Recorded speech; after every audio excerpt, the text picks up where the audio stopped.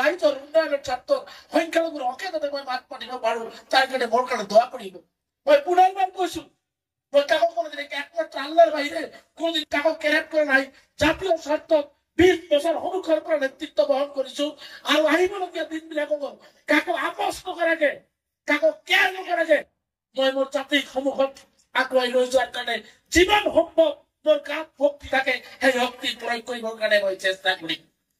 গতিকে এইখিনি কৈ মই পুনৰবাৰ আপোনালোকৰ এজন সন্তান হিচাপে মই যদি কোনোদিন কোনো কাকো দুখ দিছো, কোনোবাই মোক ভুল নুবুজিব, নিজৰে ভাই হিচাপে, সন্তান হিচাপে, ছাত্ৰী হিচাপে মোক ক্ষমা কৰি দিব।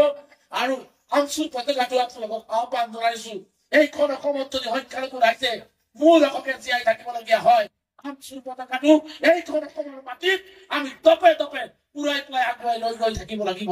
গতিকে আমি আমচুক সকলোৱে শক্তিশালী কৰিবৰ কাৰণে আহ্বান জনাই মই মোৰ বক্তব্যৰ ভুল ত্ৰুটি পুনৰবাৰ মাৰ্জনা বিচাৰি শোণাইকলাবাসী ৰাইজৰ সকলো সমস্যা, সকলো সুখ দুখক যেতিয়াই য'ত মাতিব মই নেতৃত্ব হিচাপে আহোঁতে যিমানখিনি সময় লাগে সেই সময়খিনি লাগিব আৰু আপোনালোকৰ সন্মুখত আহি হাজিৰ হৈ আপোনালোকৰ এজন হৈ আপোনালোকৰ লগত মই কাম কৰি যাম। এইখিনি প্ৰতিশ্ৰুতি মই মোৰ বক্তব্য ইয়াতেই সামৰিছো।